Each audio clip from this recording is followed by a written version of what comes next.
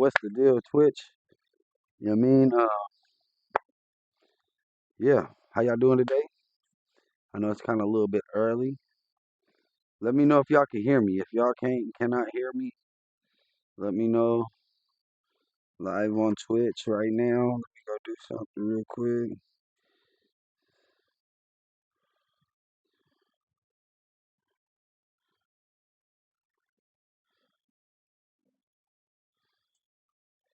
All right. All right. Hold on, Twitch. I'm trying to get some shit going. All right. So you can hear me. That's cool.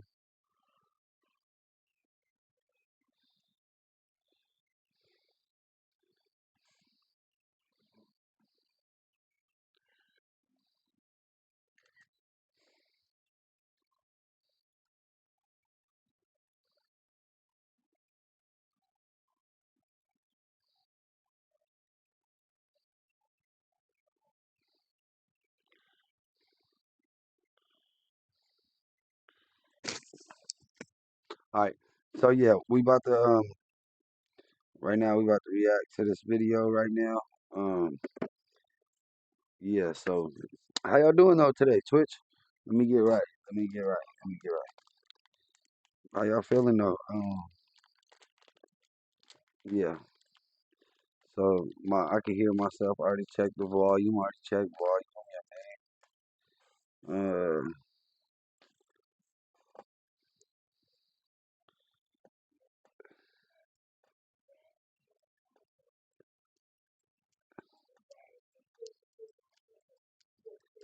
So yeah, I'm about to roll this blunt real quick, and then yeah, I'm gonna roll me a blunt real quick, and then I'm gonna start the video after here a second, here in a second, and then I'm gonna chop it up. We're gonna see. We're gonna watch this video. Turn up, do something new. Cause like I said, I'm gonna start doing more reaction videos than anything.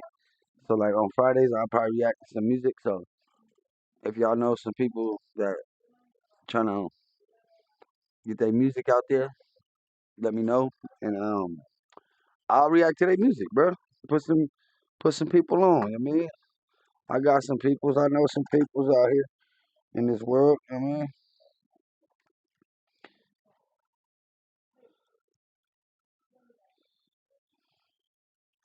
and yeah, that's what I said. I'm about to react, smoke a blunt, react to the music. I mean, this little shit. Oh, by the way, my niece put me on this video, so I'm gonna react to the video she sent me. And if y'all want me to react to some videos, y'all go follow my Instagram or I mean TikTok. I changed my name. It's not Dollar Bill no more. I changed it to I'm So Cali now, so that's my new name now. I like it. You know what I mean Dollar Bill. I'm always gonna be Dollar Bill for surely, for surely. I'm always gonna be Dollar Bill. And yeah, pretty much. You know what I mean, like I said, I'm about to do this little reaction to the video. Smoke a bleezy. See y'all.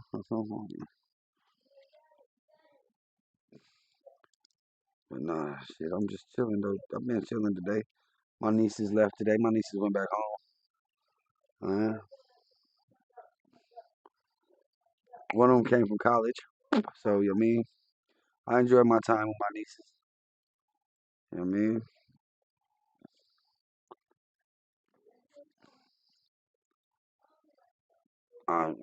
Well, let's get this shit cracking. Because I'm done rolling the bleezy. With nothing unusual, but that's when it hit them. Kind of smells. I think it smells like detox. I can smell something. Inside the truck lay 4 brutalized and dismembered bodies hidden inside bodies is boxes. crazy. What officers didn't know at the time 4 is that bodies is 11 more reckless, bodies bro. lay buried and hidden in remote areas of the state. An active, twisted serial killer was on the loose, and detectives bodies is were crazy. already months behind. Remember the last time you saw him? Maybe a couple of months ago. Alright, so We look. don't care about My mic, I got to anything hold on, else leave the other mic than right there. finding, match, ingesting. Whoever did that Just more Already focus. good. I tied everything together That's what's yesterday when he next. did Like I it. said, I'm just You know what I working mean? in Like, I progress. know he I'm lost just that trying to 3, get man. shit going I know he did. so I can start, Taking these other having 11s, fun. did you take them all to the same place? If you ever came back out to New Mexico, would you be willing to take us? Imagine being able to build an app with your name on it, just by thinking about it. Meet Base 44, a complete.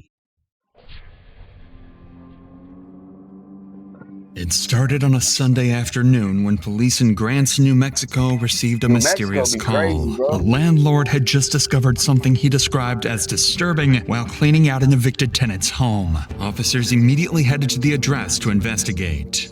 So this guy hasn't paid us since July, but with COVID going on, we couldn't evict him, so we've had nothing but problems with him.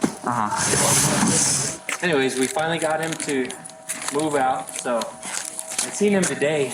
We haven't come by, we haven't messed with him. I'm afraid I'll kick his ass, you know. When I came by, he says, I'm gonna leave you a pile to throw.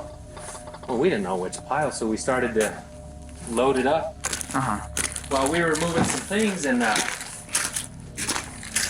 we found this puppy in this box underneath some of the kid stuff, you know. Okay. Yeah, So puppy. we go to put the puppy in the bag because we were gonna bury it, and then we see that they had tied a cord on its neck. Okay. Well, we've had, like I said, nothing but problems with these guys, so I at least want to put a report on file. I know we won't be able to say who did it and when, but that needs to be associated with him, you know, because we're gonna take him to court for a lot of other things, and if I can just have that on file, it'll help. Okay. It was clear the puppy had suffered a horrific death. Animal control arrived They shortly killed the afterwards dog, and nigga, they confirmed it sick. had been deliberately tortured, noting a cord tied tightly around its neck.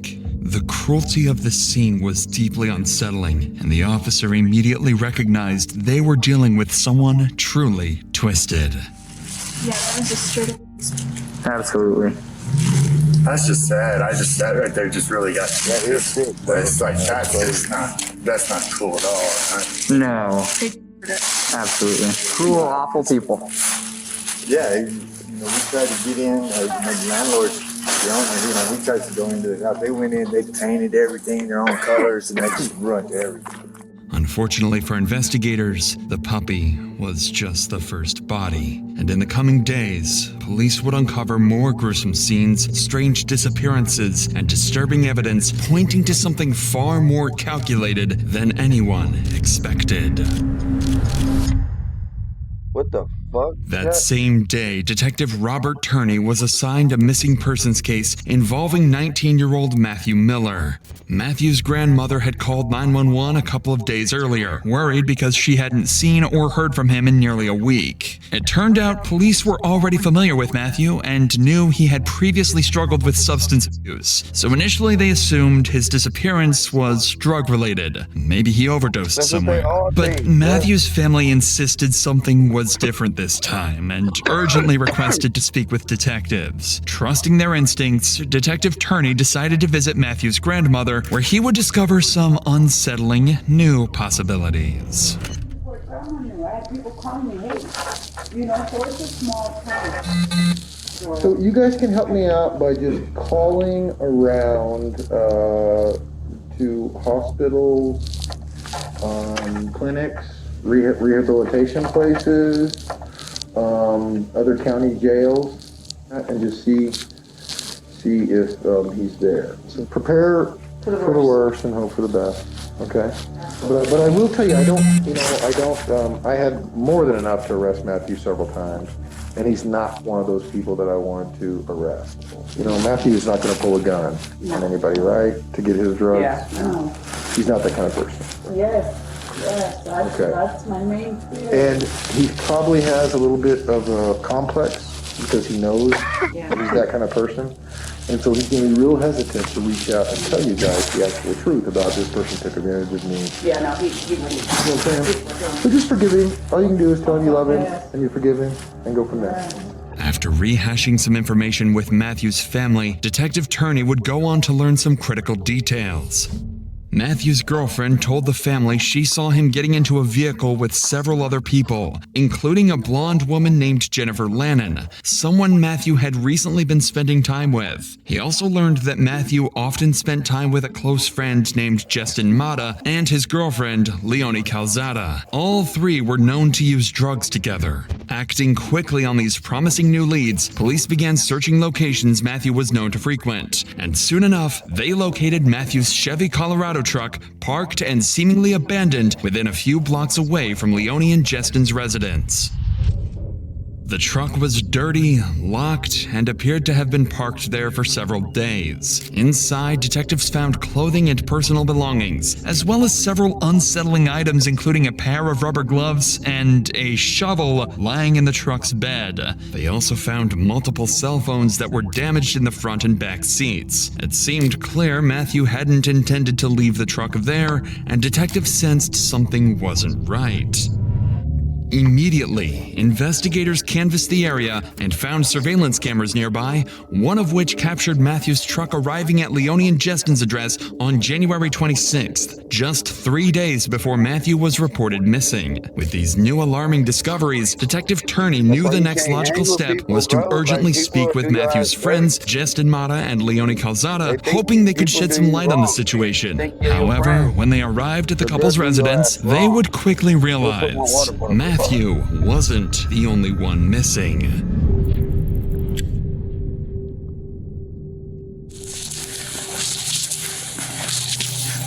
No, just you? You sure? Okay, you okay if I come in? Hi, guy. Hey, My name's Robert. he's gone. He's gone. You gone? Yeah. Hey, buddy. Damn, look. Where have y'all seen a TV? This is When's the last Leonie time y'all seen a Calzada, TV like the that, girlfriend bro? of Matthew's close That's a friend, big-ass Justin TV, Mata, bro. and someone detectives suspected might know exactly what happened to Matthew. This is very, very important. We're looking for Matthew Miller. He's been missing for over 2 weeks. When was the last time he was here? Maybe a year ago, maybe? A year ago? When I first got this place, yeah. When I first got it, last She January. lying. Yeah, I've been here since then. Like, I know it Okay. very well. What if I got video of his vehicle? Maybe Justin had him here, man, when we had him myself. Okay. When was the last time you saw him here? When he was in the place, once you bring over, I first got this place. A year ago? You think Justin would have, He would have, yeah, probably. when you weren't here? I wouldn't, we were intention, yeah. She Because they said lying. all that, yeah. She lying. But he left on 17th and then came back. She lying. And then I went- 17th, that's a long time ago. Yeah, and then I went to talk to the guy in Kingman. He's like, yeah, they left each other during the night and they're in Arizona. Do you have any kind of way to contact Justin? You have a phone number? No, he left him took off. Well, what's his phone number? He don't Email, have it. Facebook? He took my phone, it's not working. Took my phone, Lying, Chad. took wife. She lying, bro. When's the last time you had any kind of communication with him? That's when he said to my Coke. So I'm gonna go by Coke. That's what's wrong with niggas. What I would like to do, Telling y'all all girls, right, look at how he's is- lounging on the couch. look around your house for any kind of evidence of Matthew Miller or any kind of foul play. I'm not looking for anything other than that. According to Leonie, her boyfriend, Justin, had also mysteriously vanished, and she hadn't seen him since January 17th, nearly 2 weeks before Matthew was even reported missing. But investigators knew something wasn't adding up when Leonie insisted she hadn't seen Matthew in nearly a year. Surveillance footage clearly showed Matthew's truck outside her residence just days before he disappeared. With their suspicion mounting, detectives decided to search Leonie's home, hoping to uncover whether she might be hiding something or someone. Did you notice anything strange that happened around here? Did you notice anything different around here? Like something was any kind of blood, needles? What about needles or fentanyl pills or anything like that? That's what he was using, I'm not sure though. The lights. Yeah. What's the gas? Sorry. Okay, I can only find one person dead in a trunk per year. That's my max. Despite their best efforts, investigators found no signs of foul play or violence. Still, Detective Turney couldn't shake the feeling that something was overlooked, so he returned to speak briefly with Leonie, unaware she'd drop a crucial clue.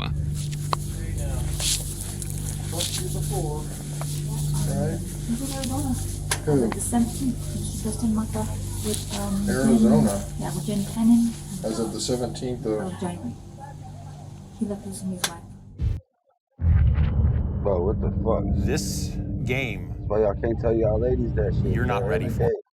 Leonie revealed that Justin had recently taken off with another woman named Jennifer, supposedly heading to Arizona to re-up on drugs and make some money. With this new detail, Detective Turney now found himself investigating the disappearances of 3 different people: Matthew Miller, Justin Mata, and now, potentially, Jennifer. Not yet aware just how closely connected these cases really were. So to move forward, Turney quickly looked into Jennifer and discovered she had recently been reported missing by her ex-husband, Sean Lannon. That name sounded familiar to Detective Turney, because just days earlier, officers had responded to a disturbing call at 817 Kingman Avenue, the same property where the remains of a tortured puppy had been uncovered. And the tenants evicted from that very house, Sean and Jennifer Lannon. Finally, investigators were starting to connect the dots. 3 people, all closely linked through drugs and personal relationships, had vanished within days of each other. Detective Turney realized it was time to canvass the neighborhood surrounding Sean and Jennifer's former home, hoping a neighbor might have seen something suspicious or could offer the lead they desperately needed. That's when they found a neighbor whose security camera was pointed directly at Sean and Jennifer's old residence, and what the investigators saw on the footage would finally bring some much-needed clarity to their case. Without this neighbor's camera, detectives might have hit another frustrating dead end, and it shows just how important reliable security can be, because when something happens, every second matters. That's why I partnered with Simply Safe Home Security to provide you with a trusted way to secure your own home. After I installed Simply Safe, I felt much safer at home knowing that if anything moves where it shouldn't, I'll be alerted immediately, along with real-life security pros who can quickly step in and help. Simply Safe's brand new ActiveGuard outdoor protection means those pros can see a suspicious person in my driveway and speak to them, flash the spotlights, even call for the Dr. Insanity crew. Matthew is nowhere. On January 26th, Matthew is seen entering Sean's home, but investigators never see him leave. Hours later, Sean is spotted on camera driving away in Matthew's truck, and when he returns, he's alone, on foot, and Matthew is nowhere to be seen. They killed him. 2 days later, on January 28th, the same camera recorded someone loading household items into a red Dodge Dakota parked outside the residence and driving away. This CCTV footage marked a critical turning point for investigators. For the first time, detectives had visual proof of Matthew at Jennifer and Sean's residence. With this significant new lead, the next step was clear. Detective Turney needed to speak directly to Sean. Only his account could clarify what happened that day and potentially reveal crucial details about the missing trio. The next morning, Detective Turney reached out to Sean and agreed to sit down for a formal interview. Whatever Sean said next had the potential to shift the direction of this case completely. So, first things first, let's get her into this missing. Okay? Have you ever seen Matthew Miller? You know who I'm talking about? Was he over at your house? Thank you, I appreciate it. I don't know why my chat's not Forward and third. right here. Was his truck ever parked at your house for more than like a day, overnight? Yeah, I got your eyes on Have you ever Discord. driven his truck? I appreciate you. You've driven his truck. When was the last time you drove his truck? A couple weeks ago. A couple of weeks ago? So, again, when did you find out that they split and took off to Arizona, ran away together, whatever? It was 7 weeks ago. Came back all week. Come back. Did you have anything to do with Jennifer's disappearance, Matthew's disappearance? Do you think something bad happened to Matthew and Jennifer? I have Jennifer Drugovich used to be there. She came back with more bills than I could imagine if I would have. She let those. Man, I just got a really, really bad feeling about all this. You don't. Hey, I appreciate you tuning in. You don't seem. I've been living in this circle for a minute. Has she ever done this before? Yeah. During the interview, Detective Turney notices something strange. Sean remains unnervingly calm, especially considering his ex-wife and the mother of his 3 young children has just vanished. Turney begins to question whether Sean is simply a bystander caught up in a tragic situation or if he knows more than he's letting on.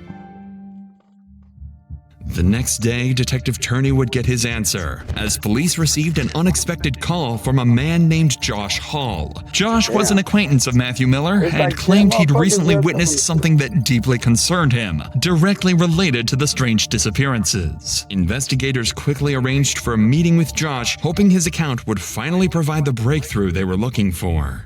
Hey man, what's going on with Matthew, man? That's my chick's cousin. Check this out, man. Check this out. That's all me. Check this out, man. Yesterday, alright, was at Kelly's. Right, Sean told me to go talk to you. And I guess he had to go talk to you or something. Talk to the cops. He goes in Kelly's in the garage, stashes the bag in the ceiling. Gun, jacked his wife's IDs, some clothes, some other shit. Everything, just stashes it there. Says he had to go talk to the cops. I was there. That nigga whispering. I'm there. Sean killed all 3 of them motherfuckers, man. I'm telling you, he murked all 3 of them people, man. He's putting it off on Martha that they ran off and everything. Why in the I don't know, man. Kelly's like my sister. I know all of it, you know? Killed all 3. I know he did, man. I know he did. He did, man. I'm telling you. Come on, they find the truck right by his house. You know what I'm saying? And he was throwing a trip over his, you know what I mean? Like, Dude, I said, what's up, man? I'm just doing a reaction video right now. He's a smart man. He's kid. Look how long they've been missing for. He just barely reported his wife missing. His wife's been missing since like the 23rd. Since last month, you know what I mean? She's been missing the same time Matt's been missing. And after he left and everything, to go talk to you, Kelly went in there and opened that and everything. Strap, her IDs, some other personal stuff of hers, some clothes, and I don't know what she do with it. She wigged out. I had her with me the whole time. She was tripping. Oh. And then Danny Limos took off with it. He was there too. Yeah, Danny Limos took the gun. Took the strap. What vehicle was Danny walking? Walking? Yeah, he was walking. I'm telling you, man, like, he tripped me out yesterday. That's how I tied everything together yesterday when he did that. You know what I mean? Like, I know he lost them 3, man. He did. Josh claims that Sean arrived at the residence of a woman named Kelly DeSoto, carrying a bag he carefully hid in the ceiling of her home before leaving to speak with detectives at the police station.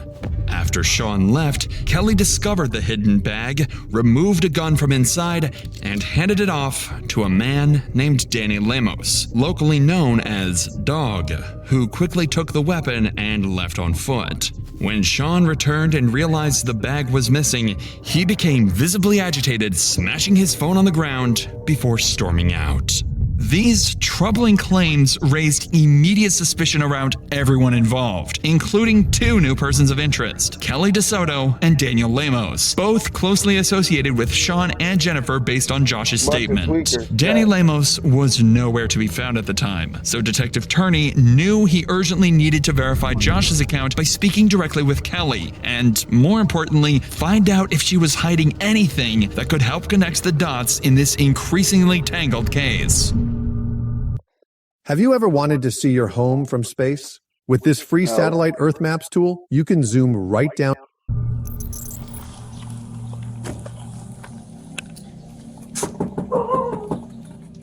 When investigators first arrived at Kelly's house, she agreed to meet them at the station for an interview, but refused their offer of a ride, saying her boss would bring her in about 30 minutes. However, when the time came, Kelly never showed up at the police station. It was a major red flag, and it made investigators even more suspicious of her.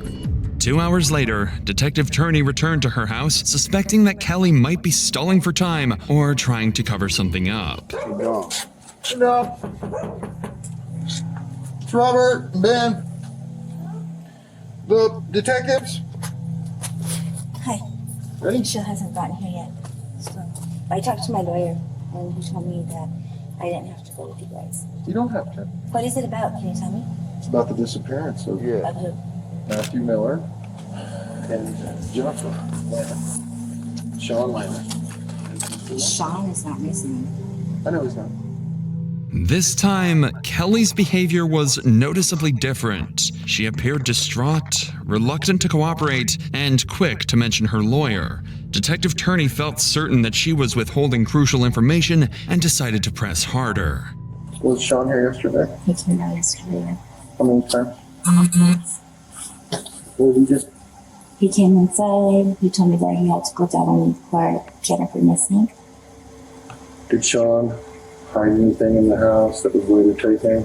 No. Did he destroy his phone? Yeah, right here. I forgot. He destroyed his phone. Did he bring a bag inside that had a gun? No. Or any of Jennifer's identification cards? I didn't see Did you look anything. in it? No, I didn't see. Did Danny Lemos take the gun later? No. Do you think he did something to Jennifer? I honestly don't. He doesn't seem like that type of person. I think you're lying to me about the bag and the gun and Jennifer's ID. I'm not. I don't know anything about. Like he asked me. He said, could have just said, "Where's my lawyer said don't talk I to didn't see him y'all. bring anything in. Oh, you're forgetting what I already They told about to you. twist their words up. What? Sean has some stuff in your shed. Yeah, he was murdered. I don't know. I didn't question. Nothing yesterday? No. I don't think so. You went through it? No. After some more pressure, Kelly admitted she had several suspicious bags in her shed, supposedly belonging to Sean. Curious about the contents of the bags, detectives quickly followed Kelly to take a closer look. I'm pretty sure. Told y'all. Yeah. I think that box there is not his. I don't think so. I'm sure it's not. And that paint can is not his. This one? What about this one? That's his. Told y'all.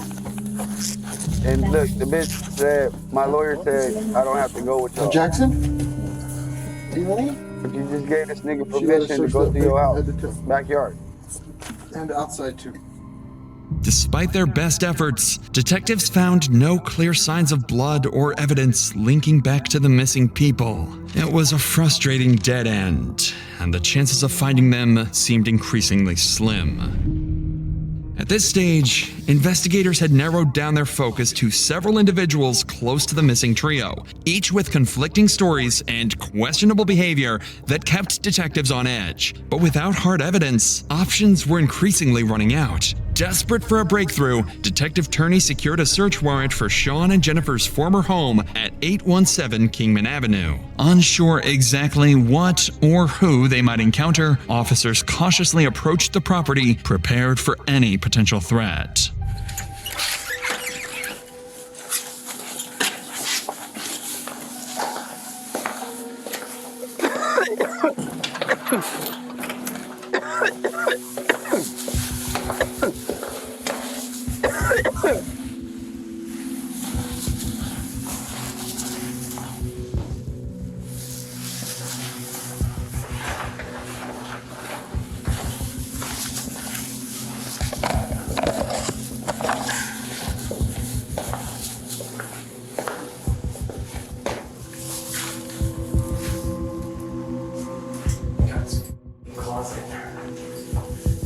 Yet again, investigators were too late. The house had already undergone extensive renovations, carpets removed, drywall stripped, any potential evidence completely erased. Unbeknownst to investigators at the time, the critical evidence they desperately needed was sitting in an abandoned truck, miles away, just waiting to be discovered. For now, though, every possible lead was exhausted, and Detective Turney knew it was time for a more direct approach. So he called Sean once more, determined to extract something, anything, that could finally lead investigators to the missing trio. Got killed and a dog. Hey, is this Sean? Yes, it is. Hey, Sean, this is Detective Turney. How are you doing? Good, how are you doing today? Good, man. I've been trying to get a hold of you on other number, and it's not working. So, No, I apologize. Sorry. So you know anything new? No, I haven't heard anything. Okay. Are you still around town? No, I'm in Albuquerque. No, we've made some progress here and there. I've got a bunch of pictures of different vehicles. I'd like you to take a look at, see if you could help me identify them. Good time tomorrow. I wanted to come in and stuff I got to return to the school. Okay. All right, just make sure the kids are taken care of, and we'll go from there. All right, we'll see you tomorrow. Bye. Thanks. Sean sounded cooperative and willing to help, promising Detective Turney he would come in for questioning. Yet, Sean never showed up. The next day, Turney even offered to personally pick Sean up and bring him to the station. But once again, Sean failed to appear. At this point, Turney felt certain Sean was deliberately stalling and knew they couldn't afford to waste any more time. He's done playing cat and mouse. Listen, if you've been in a car accident, don't call an attorney. Use this AI app instead. That's what I did, and that's how I got With the CCTV footage and witness statements pointing directly at Sean and Danny as crucial figures, Detective Turney knew he needed to bring them in for questioning. So investigators dug deeper into both men's backgrounds, and that's when they hit the jackpot. Sean had an outstanding warrant for missing a court appearance related to a 2020 assault and battery charge. It was the break they needed. On February 25th, officers located Sean in Albuquerque and arrested him without incident, transporting him directly to the Grants Police Department for questioning. Detective Turney's goals for the interview were simple: determine exactly what Sean knew about the missing trio and find out where Danny Lemos had vanished after taking the alleged gun. Let's go back to Matthew's truck. Okay, so it starts to back in there, and you're the last one who drove it, right? So let's go backward from when you parked it. Where did you go with it that day? Do you remember specifically? The only places I ever traveled was one time to McDonald's. I thought that was the last day we ever used it. And I got Smith's, we got water, food, Walmart, that's it. Is there a tracker on the truck? My phone was always on, like, pull the line. I'm not going in the mountains. I have children. I don't have any bodies. Like, I was a medic in the Army. Like, I have 3 kids. I don't think you're capable of doing something like this. I think you're very capable of defending yourself, though. An accident happens.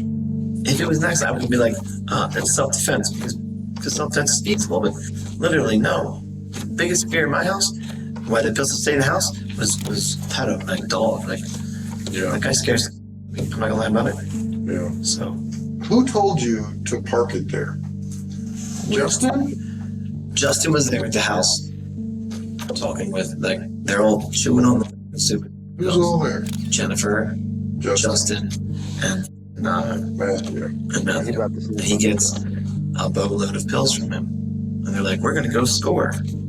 I mean, they didn't know nobody, nothing. So you take the truck and the kids. No, they leave the truck.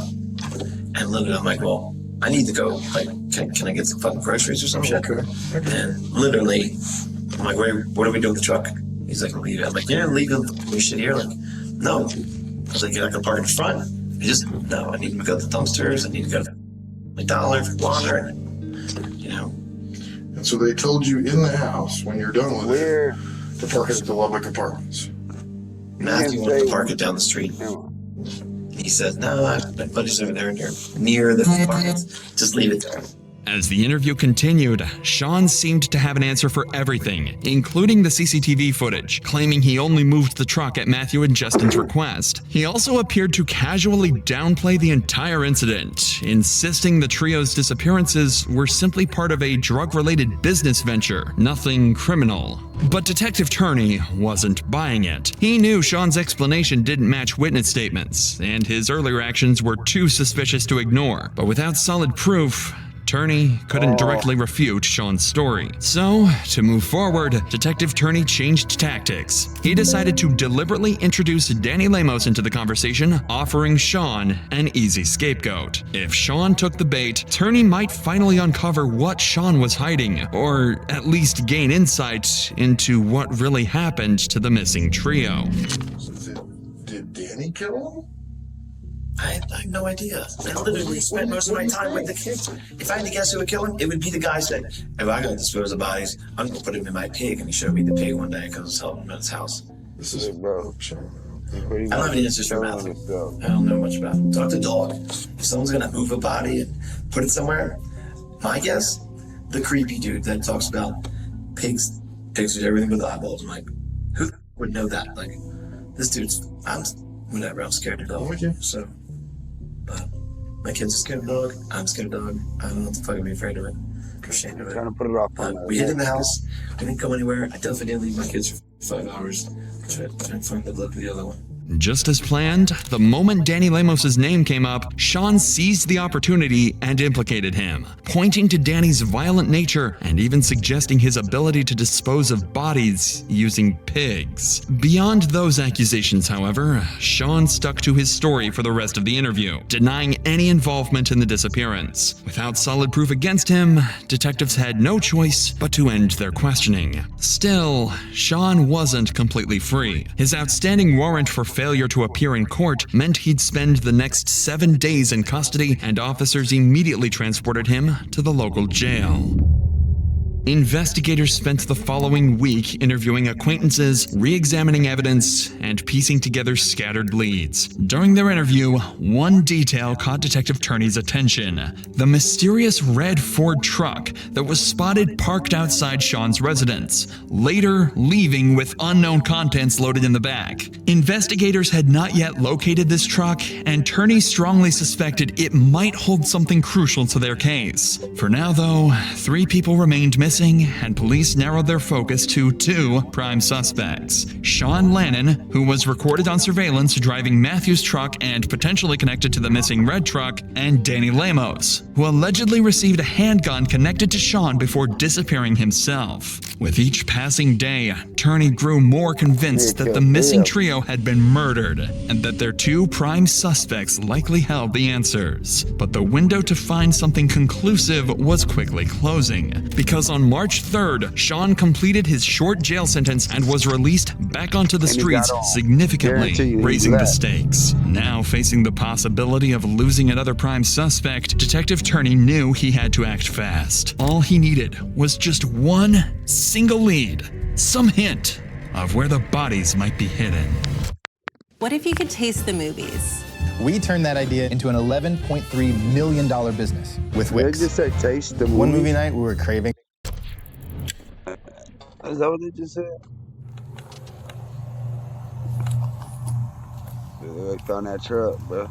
On March 5th, officers received a call from the security at Albuquerque's Sunport Airport about an abandoned red Ford Ranger, eerily similar to the one from surveillance footage gathered during the investigation. What officers found inside would confirm the gruesome truth they've been searching for.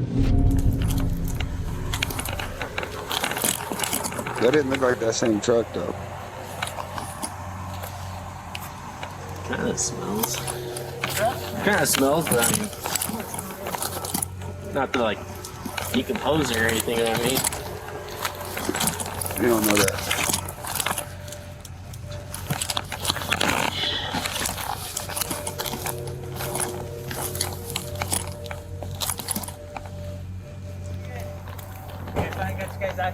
Yeah.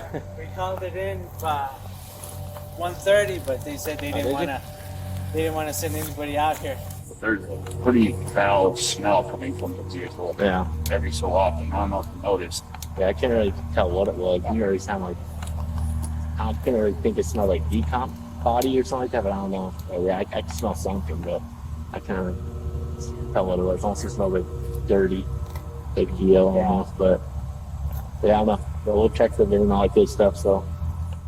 In the back of the truck were several sealed storage bins, emitting an unmistakable smell of decay. And inside were the dismembered bodies of Jennifer Lannon, Matthew Miller, and Justin Mata. Jennifer had been shot at close range in the head. Justin had also suffered a gunshot wound to the head, along with severe blunt force injuries. And Matthew's body showed clear signs of massive head trauma, evidence he'd also been beaten to death.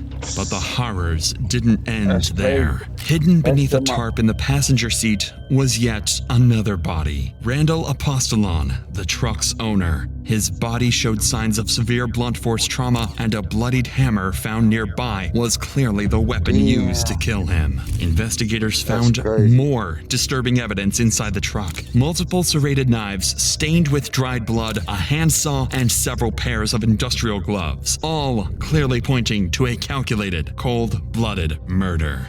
It was still unclear to investigators why Randall had been murdered or how his death was connected to the other three, but they wouldn't have to wait long to find out. Detectives urgently turned to the Albuquerque airport's surveillance cameras, knowing the truck hadn't driven itself there. And it didn't take long before they spotted exactly who they were looking for.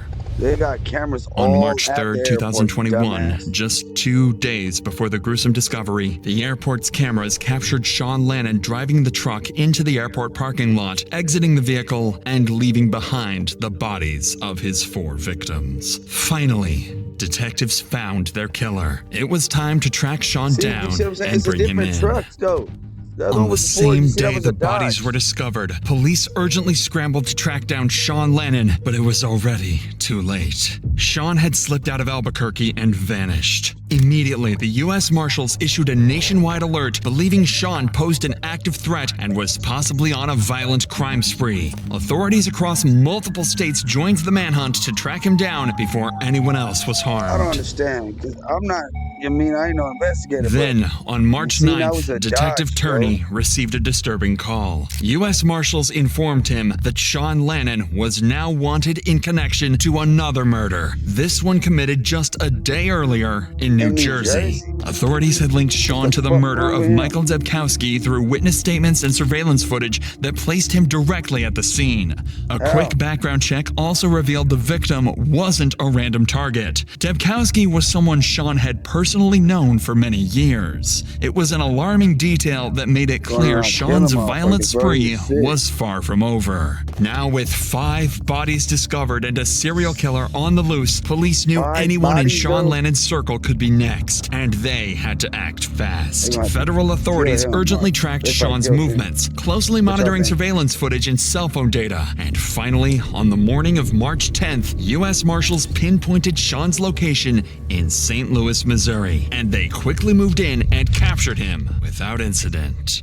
Sean Lannon was immediately extradited back to New Jersey, finally putting an end to his killing spree. By now, the evidence against Sean Lannon was overwhelming. Investigators had more than enough to charge him, but there were still critical questions that only Sean could answer. They still needed to understand exactly why he committed these horrific murders and determine whether he acted alone or if others helped him carry out and conceal evidence. When Detective Turney sat down face to face with Sean, he expected more lies and deception, but surprisingly, Sean didn't resist or deny anything. Instead, he resigned to his fate, openly admitting he was tired of running and knew his capture was inevitable. In his own words, he simply wanted it to be over. So, with nothing left to hide, Sean would give detectives exactly what they hoped for: a chilling, detailed account of the murders and the twisted reasons behind each one. Jen was already out with her. Wasn't enough to take her life. So she wanted me to make sure she went too, for sure. Because I realized she was breathing. That heroin. She wasn't gonna OD. I went in the other room, psyched myself up, repeating that an emotionally charged statement of, "You killed the Garrison baby." So I had nothing maneuver to do it. I put the pistol on her head, and I pulled the trigger. Threw it level. A couple seconds later, I was positioned on the bed too. I put that pistol in my mouth. I handle up. Just slipped past my teeth. My son cried out. I was like, what the I do now? Pull the trigger, kid's gonna see both of our heads went off. And rolled off the side. So the rounds out of the gun, put it in the dresser. Closed the bedroom door, got the kids normal. Set them up to be in the other room. We didn't have a vehicle. My John's boyfriend drove in the truck on the car we had. So I pretty much lived right through the to a storage bed, a long one. The sheets that were around here, the bedding was in the bed, in the box too. A day later, I tried to dismember her to put her in containers at work. It was awful and traumatic. Just thinking about it. That's so crazy, much. bro. I knew I was living on borrowed time at that point, so I needed to get my kids somewhere safe with the coat. So I continued with the pack and everything else. All the while still mating Justin Mata. He's responsible for the drugging and doing that to my kids. It took like a week. I came to the house. So I was in the laundry room, connected to the garage. That's where I killed him. Just before I killed him, he offered up a trade. His phone had pictures of Shawn Michael standing there naked in my living room. I don't know what his name was, the William or Matthew Miller, whatever that his name is. It's crazy, bro. On my son's shoulders. I was like, who sent you this picture? He's like, I don't know it's real. He's like, I took the picture. I was like, well, you took that picture. And he just admitted the guy in the picture. So, I said, there it is. You know, he was right over the van where Jim was hiding. He wanted to know if he could do a shot before he took his life. So I said, well, if you find any in the vent. So he was looking down in the vent. He didn't see it coming. So I shot him in the back of the head. It was something I was proud of. He's a pretty tall dude. I had to dismember him at some point, a day or two later. It disgusted me. That's gross. I had to work up the nerves to move his body. So there's so much blood. That's why I had to pull the floor up in that room.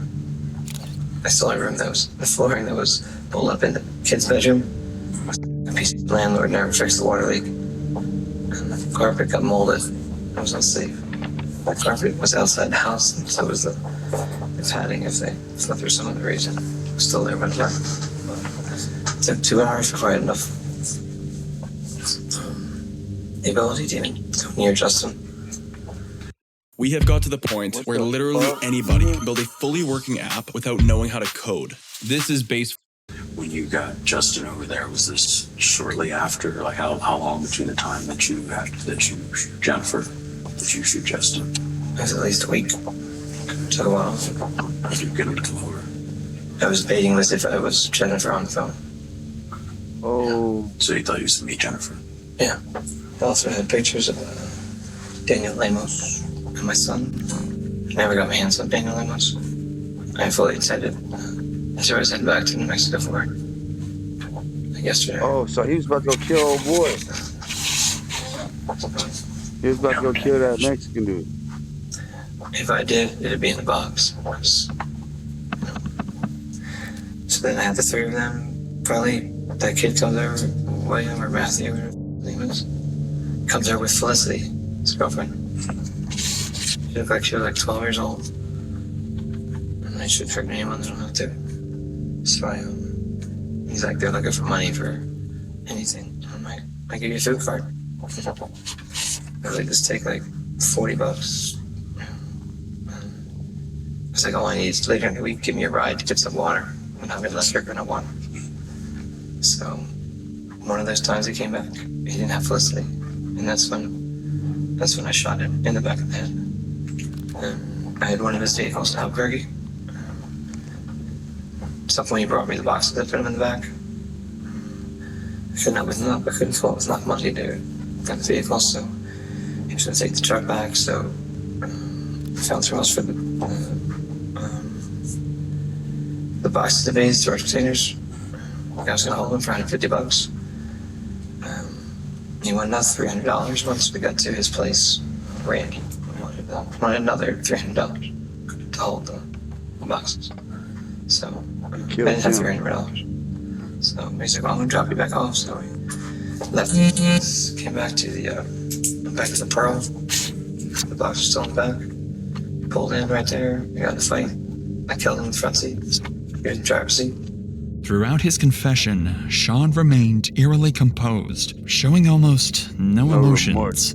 Even No more remorse. chilling is the fact that just hours after dismembering the bodies and brutally killing Randall, Sean was picked up by police on an unrelated warrant and sat across from Detective Turney, coldly denying any involvement, while a truck full of bodies was parked just a few blocks away.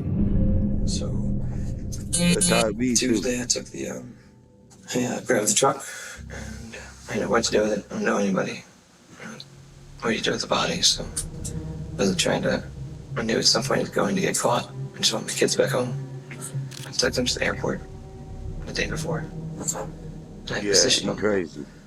Just You're everything was fucking safe. nuts, Jack. Secured the vehicle. That's not obvious. And then I took I believe it was an Uber. Took it home, right to the Pearl.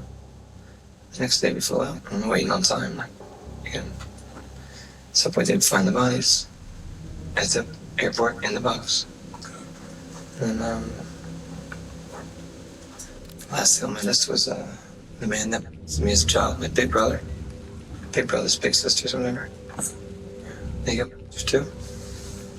Wanted the pictures back. He didn't want to give me the pictures, so I started beating. What the fuck? Didn't give me the So he pictures. killed the dude that I took his molested life. him. So I'm proud of that. I'm proud of that. What the fuck?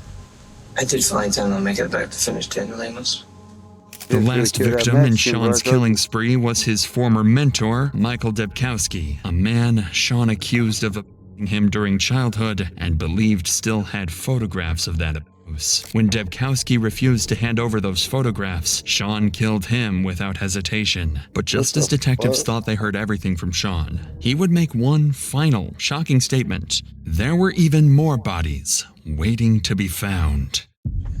And so the other 11, you said started about 2.5 years ago, 3 years ago? And you disarmed them from guns, and you said knives? Knives, whatever. At some point, I had like almost like a pickaxe, but it was more of a pick. It swung like a pickaxe. Was like if you had to think back, like how many out of the 11 were shot and how many were stabbed? Like if you can They killed 11 elaborate on people. any of that. 2 were shot. 2. And then how many were stabbed? Pretty much the rest of them went out. The rest of them. So 9. According to Sean, he'd killed at least 11 additional people, mostly drug dealers tied to Jennifer, and hidden their bodies in remote areas of Malpais National Park. Detectives approached these claims cautiously, knowing Sean was a skilled manipulator who mixed truths with calculated lies. Perhaps this was his last attempt to influence the outcome of his trial later on. But despite extensive searches, no additional bodies were ever discovered, and 'Cause they didn't Sean's go look, claims bro. remained unverified. I don't think Detectives they also really look. investigated one of the key persons of interest directly implicated by Sean himself, Danny Lemos. He was located in Albuquerque and arrested by U.S. Marshals on March 25, 2021. Danny agreed to speak with Detective Turney, firmly denying any involvement and expressing shock that Sean was even capable of these horrific crimes. He's He lying. admitted taking the handgun Sean had hidden at Kelly's house, but claimed he had no idea it was tied to a murder and had quickly sold it afterwards. After exhaustive interviews and reviewing all available evidence, detectives eventually cleared Danny, along with all other potential suspects, ultimately concluding Sean acted entirely He looked like some alone. dude that In October used to come to my 2022, job. Sean pleaded guilty to the first-degree murder of Michael Debkowski in New Jersey. He was sentenced to 35 years in prison, and in May 2024, he pleaded guilty to killing Jennifer Lannon, Justin Mata, Matthew Miller, and Randall Apostolone, receiving 4 consecutive 15-year sentences. As part of his plea agreement, Sean will serve his sentence in New Jersey first, then return to New Mexico to serve an additional 60 years behind bars. That's wild. That is a long time, chat. EVE That's Online crazy. is a And then vast imagine you universe. think you getting out, but you finna go right back. Alright, I'm not finna do this drunk son. Realize he just killed his own mother. Oh no. No, fuck that, chat. I'm not watching that one. Fuck that. He deserves death, chat. I mean, I'm not gonna watch that one. Maybe another time, cause I don't play about my mama, nigga. That's one thing I don't play about. But chat, I'm about to jump off this jet. Yeah. But that shit crazy, bro. You gotta watch who you call your friends, bro. And don't be up here texting people on the internet because you see how the dude just thought he was talking to an old girl and got shot. You see what I'm saying? Y'all gotta be safe out here, man. Cause you could die. Anybody could die. But chat, I'm off this juggernaut.